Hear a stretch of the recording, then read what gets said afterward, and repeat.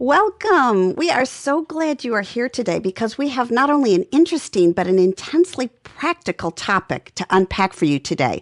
We're going to talk about the distracted coach and how not to be one. So whether you're a coach in private practice or a leader having key coaching conversations, no doubt you, like me, you want to be 100% connected, completely engaged, hearing what your client is saying and not saying, picking up on their hesitations, their pauses, and of course, listening for the Holy Spirit. And I would like to be doing that 100% of the time. How about you, Chris? Oh, you don't do that 100% of the time, Kim? I wish. Yeah, not even close, right? This is a topic that, as you said, is so practical because sadly, painfully, if we're at all honest with ourselves, we know that all of us as coaches become distracted coaches. And so what we're really addressing today is a topic that hits everybody right where we live, where we make our livings, where we provide our service. And that is just in the place of having to attend to, having to deal with, compensate for distractions, not being able to find some magical nirvana place where they just don't exist, but instead saying, yep, they're there and you're distracted by them. So let's see if we can have a productive conversation about what to do. And one of the biggest things that kind of gets in our way sometimes is ourselves. We're pulled away by those external distractions, by the internal distractions, even by spiritual distractions. And so today we want to help those who are listening identify what their key distractors are, even if they've previously been unaware of them. Talk about ways to either prevent them or recover, and then move closer to bringing our best selves to each and every conversation. That initial thinking through, when am I freshest? When am I most energized? When am I least likely to be distracted? That was one of the key starting points for me. Look at your schedule, track your energy, be real honest with yourself as to when you're up and when you're down, when you can find the zone and when you feel like you're just all over the map, and then schedule accordingly. You'll benefit from it. Your clients will benefit hugely from it. And then when we talk about preparation for our coaching sessions, I think some of those outside environmental factors come in. I've realized that when I sit down, whether I'm preparing or I'm on the call, my environment makes a big difference. If it's cluttered, if it's messy, it catches my eye, the unfinished pile of things I need to do, or just the desire to straighten and clean things up. And so part of my preparation these days really includes cleaning off my desktop, and at least the place I'm going to be facing while I'm working. Maybe it can't be the whole office that day. And having it just be clean, as pristine as possible. And that makes a huge difference in my ability to be fully present. I think it's okay if we have an unplanned for distraction to do something maybe in addition to or other than just trying to grit our teeth and tough it out. We can also just acknowledge it, laugh about it, and deal with it quickly. Maybe it's the UPS man that drove in, or the person that's there to, I don't know, fix the refrigerator or something. Some things are going to happen. They have to. It's okay, too, to let the client know instead of trying to mask it and risk, again, that we're hoping they can't tell, but they really can, because we know we can't multitask. We just give bursts of attention here and there and here and there. So if a distraction comes up, probably best most times just to kind of acknowledge it if you can't make it go away quickly, and let the client in on what your reality is.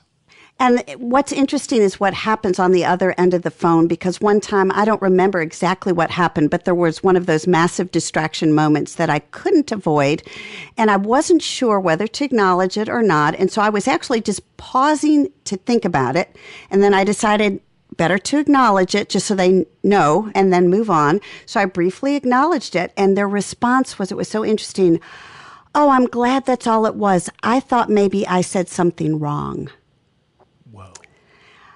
You see how people we tend to internalize things and think maybe they're about us. And so for me to have not acknowledged it and them to have thought it was quiet at the wrong moment on my end, because they had misstepped, would have just really hurt the trust and intimacy of the relationship. And so, being upfront about those unavoidable things is always a good thing to do. We also have those internal distractions. I think they surprise us and they sneak up on us. For example, you may be attending to a client and they bring up a topic and it's one that triggers a life event that you're struggling with or working through on your own, and your mind just naturally starts to go down, oh, how am I going to respond to that situation? Or, oh no, that's going to be a terrible thing for them to do simply because it wasn't a great thing for us to do. So our mind wanders and gets off track. So under those kinds of circumstances, Chris, what is it that you do? Well, I go back again to that piece of ordering and organizing ahead of time as much as I can first, because I think that, again, your point about like the space in which we coach, the rituals that we bring to our coaching that will make it most likely that we can be internally fully present there for the client and not distracted by all of our stuff. I really am prepping ahead of time to be as fully in that client's space well before the phone rings or well before we meet face to face. And I know you do the same thing, blocking out time, not just for your sessions, but for the prep time for each session. And so I think a very proactive thing for a coach to do is to make sure that you have at least 10 minutes. I like to have 15 minutes if I can. So establishing those rituals is critical for being really, really sharp, really present with them. And you suggested a great strategy for learning to manage those nearly uncontrollable, I would say, impulses sometimes, which is really to jot yourself a note. And if you feel prompted by the Lord, bring it up later. I've learned the same technique. If I just land on my impulses, sometimes I'm going down the wrong road, what seemed like the right road, but the wrong road from where the client was. If I jot myself a note, I'd say 7 times out of 10, it's irrelevant in 2 or 3 minutes. It wasn't important and it went somewhere else. And so it's just learning the art of the pause. And then if it's truly important, there's always a time and a place for it. Kim, I love it. I'm so glad you said that. That if we do, that oftentimes in 2 or 3 minutes, we find out that it's just not what's needed for right now. That doesn't mean it was entirely irrelevant. It means that it's not what's needed to further their exploration, the work they're doing internally right now, and it would prove then an external distraction to them, inserted by their coach. Their coach brought a distraction to where they needed to be able to stay and just keep working. What a important insight. These things, again, it's not that we can avoid them happening. It's that we need to be very consciously aware when they happen, that they have happened, and that is not about this client. It is not my role here right now to process that. I'm not going to beat myself up for being triggered. I'm not going to go down the rabbit trail of trying to figure out why it triggered me or what I need to do about it. It's just there. Maybe jot myself a note at the most and get right back to what's going on with my client. Be as fully present as we possibly can be. So we're managing our external distractions. We're managing our internal distractions. We're trying to manage our way of being. And then as Christians, maybe the most important piece is really that spiritual side, that part of the relationship. So when we bring our being, we are also bringing, of course, the Holy Spirit with us. And what's going on between us and God at that given moment, in that place in our relationship in our day, is very important and will impact that day session. And some of those spiritual attitudes and things in my relationship with God that I'm particularly conscious of when I think about coming into the relationship is I want to be in a place of faith.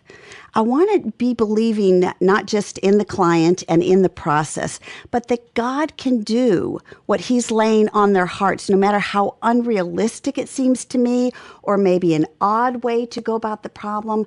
I don't want my doubt to get in the way of what's happening in that session. I want to believe that God can speak to them powerfully, clearly, and believe and be in that place of faith and bring that to the session. I'm reminded of Mike Fowl, one of our instructors at the Institute, teaching on this at one point, and a student was asking about, but what if you just really feel like the Holy Spirit is prompting you to blah, blah, blah? And Mike said, well, that may be the case. Remember that that's the same Holy Spirit at work in your client. Do you trust the Holy Spirit to draw out from that client through your questioning the same thing that you're so well-intentioned but maybe misdirected, wanting to drop into the client because the Spirit told you about it? Tough place of learning to trust that oh yeah, that's right. It is the same God, the same Spirit.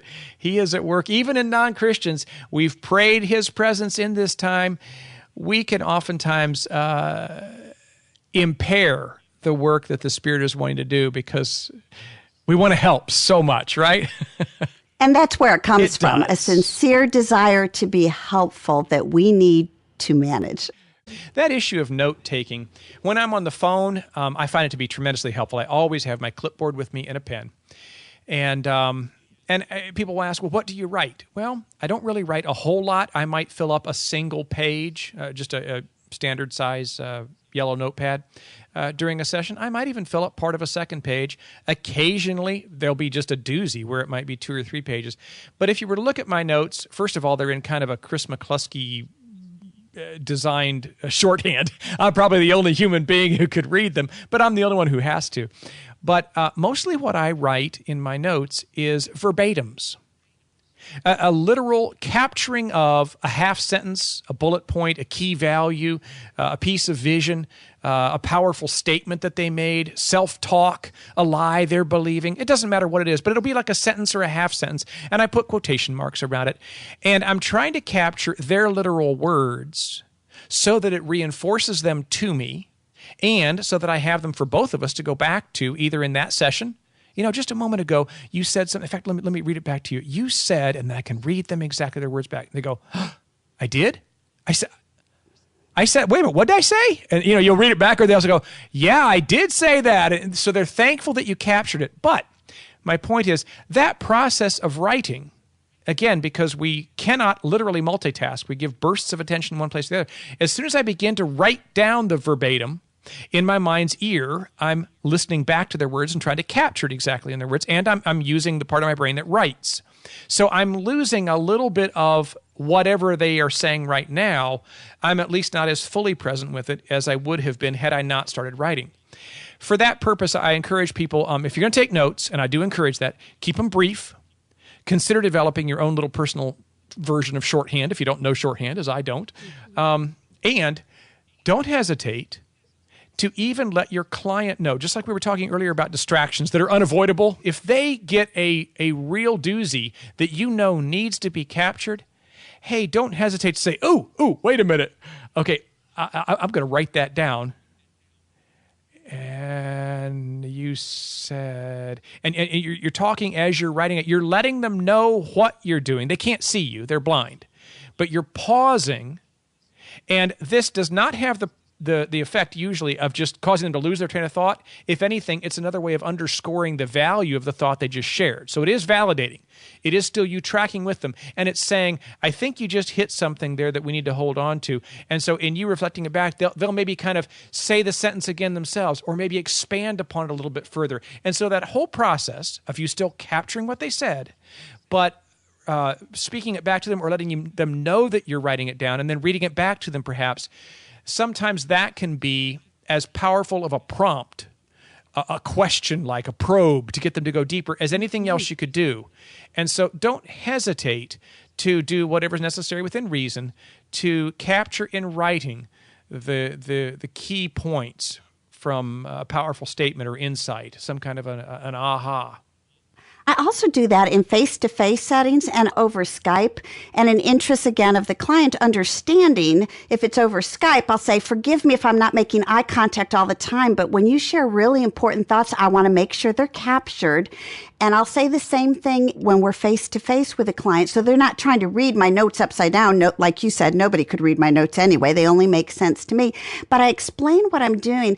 And I believe they would say that they're honored that they're saying things worthy of being captured and remembered and written down. And so it helps me not be distracted because I'm employing more senses. And I think the client sees and understands the value and appreciates being honored as a person. I entirely agree with you. I love that word, even honored. And I think it definitely communicates that where else in life do we experience someone listening to us so intently that they have dealt ahead of time with the possible distractions for us, If they're meeting us face to face, they took the seat with their back to the door of the restaurant so they don't have other distractions. They're looking at the wall. They're making eye contact with us. They are listening intently by telephone away from their computer, whatever it is. Where else do we experience that? And then if they stop us mid-track to try to scribble down something, doesn't that just hugely say to us, man, I am so in your space. I'm kind of serving as your transcriptionist right now, your personal note taker for the monologue that you are in with self and the communion that you're having with the Spirit right now in you. It's a rich gift that we give our clients when we give that kind of full attention with as little distraction as possible. And Lord willing, that's what we want to bring as often as possible.